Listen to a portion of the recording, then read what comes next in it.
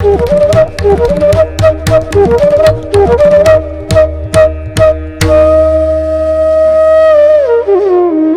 गुरुदेव ध्यान शंकराय नमः। प्रिय दर्शकों नमस्कार, मैं ज्योतिषाचार्य जिगर परिक एक बार फिर आप सबका स्वागत करता हूं और आज मैं बताने वाला हूं ब्रह्मांड की दूसरी राशि के बारे में। जी हाँ, आज मैं बात करने वाला हूं वृषभ लग्न के बारे में। अब नए जितने भी मुझे लोग देख रहे हैं या सुन रहे हैं उनको नहीं पता है कि उनका लगन कौन सा है, तो आप कुंडली खोलिए, सेंटर में जहाँ पर ल लिखा है वो आपकी लगन राशि होगी और उसी लगन राशि के बेस पे उसी लगन राशि के हिसाब से मैं अपना प्रेडिक्शन देने वाला हूँ।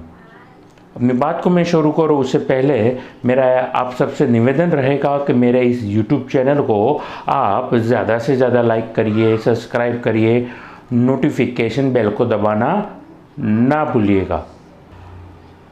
अब 1 जून को वृषभ लग्न के लिए कुछ ऐसी परिस्थिति थी नवग्रह की।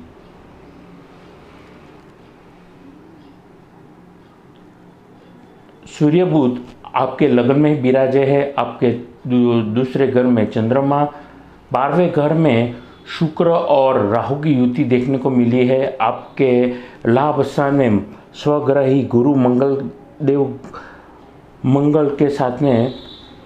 के साथ में विराजे है। शनि आपके पराक्रम स्थान में उच्च अवस्था में बैठे हैं और केतु आपके 7वें भाव में बैठे हैं।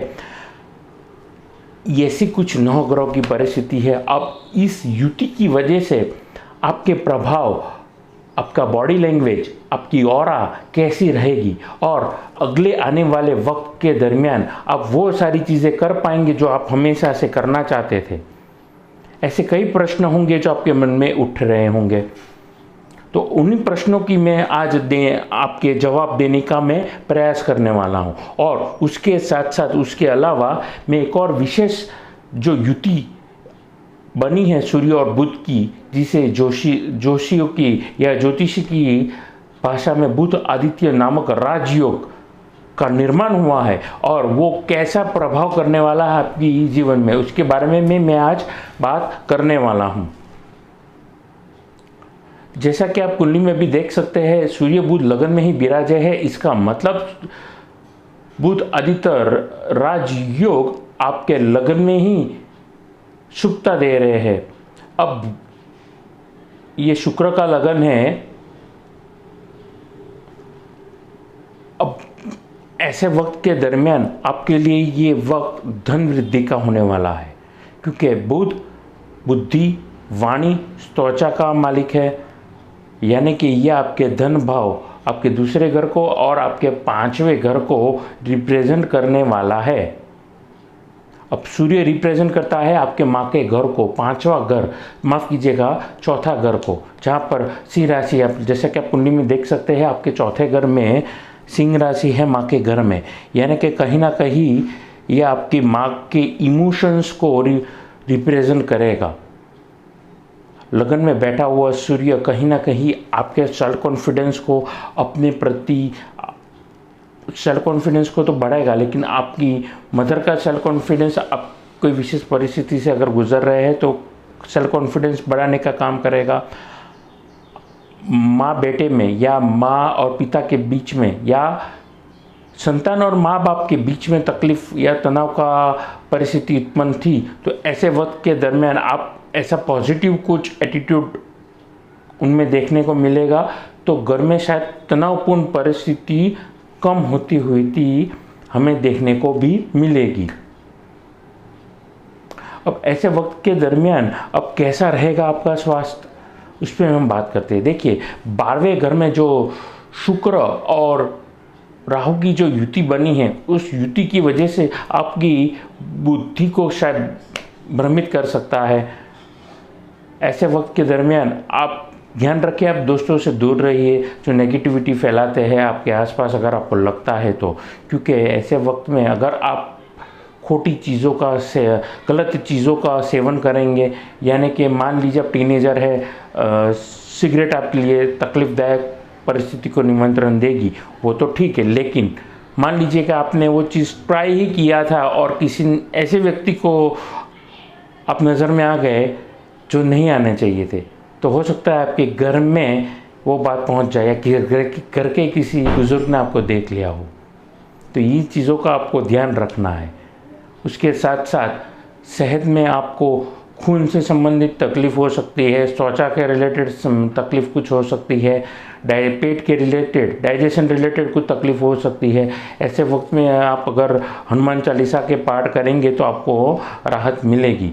यानी कि आपको सोच समझ करके दोस्तों के साथ अपना व्यवहार और अपनी बोली को ध्यान में रखना होगा। अब बात करते हैं ऐसे जातकों की, वृषभ लग्न के जातकों की जो अपने लिए वर या वधू ढूंढ रहे हैं। देखिए, ऐसे वक्त आपको शुभ संकेत दे रहा है। ऐसे वक्त के दरमियान आपकी सगाई होना, आपकी शादी तय होना,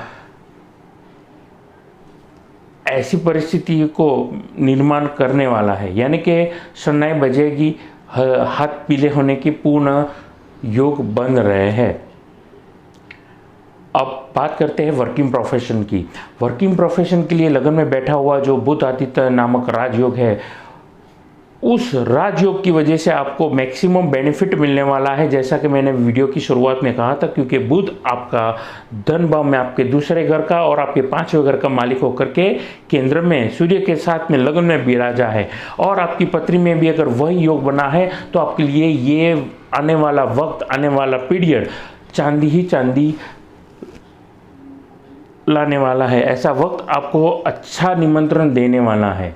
यानी कि आप अच्छी नई प्रॉपर्टी ले सकते हैं, शुभ कार्यों में धन वृद्धि हो सकती है और उसी धन का आप उपयोग कर सकते हैं। उसके साथ साथ आप अच्छी जगह इन्वेस्ट करना चाहते हैं तो भी आपके लिए ये वक्त लाभदायक सिद्ध होने वाला है। आप वर्किंग प्रोफेशन में अगर मैन्युफैक्चरिंग में है, आप जॉब करते हैं, यानी कि अगर आप प्रेस के रिलेटेड कुछ काम कर रहे हैं, आप डिजिटल मीडिया में कुछ काम कर रहे हैं, या फिर आप खुद का बिजनेस है, आप फ्लेक्सो बैनर्स का रिलेटेड एडवर्टाइजिंग, बिल बोर्ड वगैरह इत्यादि अगर कुछ काम कर रहे हैं, तो ऐसे वक्त के दरमियान अगर आप बिल बोर्ड बनाते हैं, आप न्यूज़पेपर से रिलेटेड प्रिंट मीडिया में हैं, या फिर आप ग्लॉसी रिपेयर यानी कि ग्लॉसी रिलेटेड कुछ प्रिंट मीडिया का कुछ काम कर रहे हैं, तो आपको ज़बरदस्त फ़ायदा होने वाला है।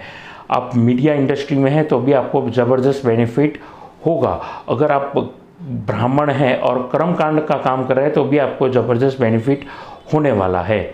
अब ये सारी चीज़ें कुछ, जैसा कि आप नवग्रह में देख सकते हैं, ये कुछ नवग्रह की परिस्थितियाँ उत्पन्न हुई है। वो उत्पन्न इसलिए हुई है क्योंकि जैसा कि आप देख सकते हैं, दशम भाव में शनि का बल आपके लगन को मिल रहा है। शनि खुद आपके केंद्र स्थान में बैठे हैं। 10वां घर आपके केंद्र का माना जाता है, जिसमें शुभ ग्रह सूर्य और बुध लगन में ही बैठे हैं। इसका मतलब यह हुआ कहीं ना कहीं, जब 9 ग्रह में से मैक्सिमम ग्रह जब बाहर होते हैं और केंद्र में अगर कोई अच्छे ग्रह चलते हैं तो आपको ज़बरदस्त लाभदायक परिस्थितियों को निमंत्रण मिलता है। पर शर्त यह है कि आपकी जन्म परिस्थिति में, यानी कि आपके जन्म कुंडली में वही चीज़ होनी चाहिए। तो यहीं पर अपनी वाणी को दूंगा मैं विराम।